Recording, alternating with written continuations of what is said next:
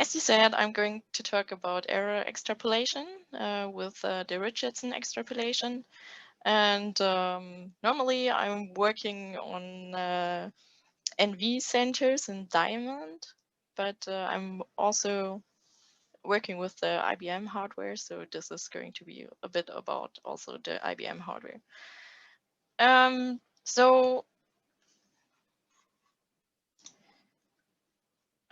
First thing, why do we care about errors? I think everybody knows that the actual quantum computers have a lot of errors. And an error is a thing that arises unexpectedly and causes a system not to function properly. So everybody knows, I think, some error that pops up and you don't know why. So this is really awful.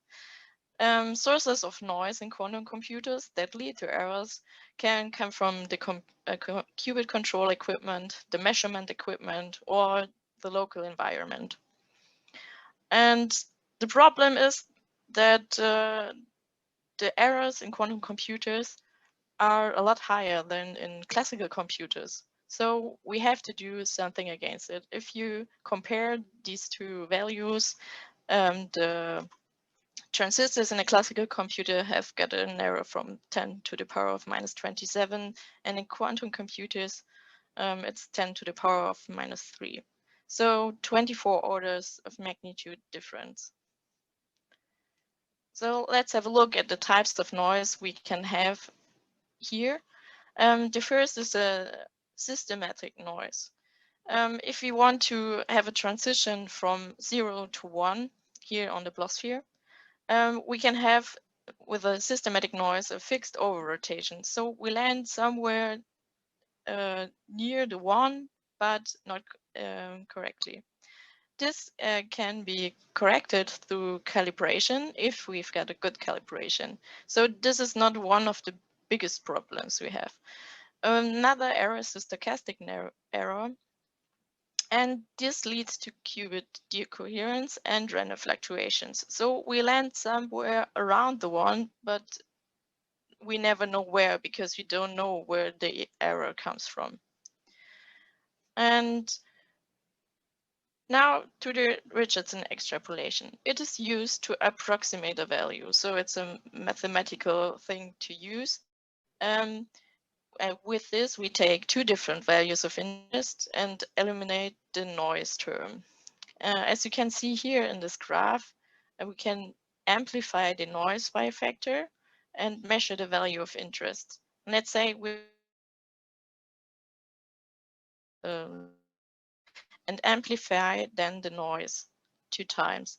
And we can then extrapolate with a linear regression the noiseless value, which we want to have. So it seems to be an easy thing to do. So now how to use the Richardson extrapolation on a quantum computer. On a quantum computer like IBM's quantum computers, the CNOT gates are the biggest source of errors. They've got worse fidelity than the single qubit gates. Here on the right side, I've plotted the single qubit Pauli X error on an IBM backend, and you see it's in the orders of 10 power of minus 4 for the single qubit gates. And here you see the CNOT errors. So for example, the CNOT between 0 and 2, the qubits 2, are around the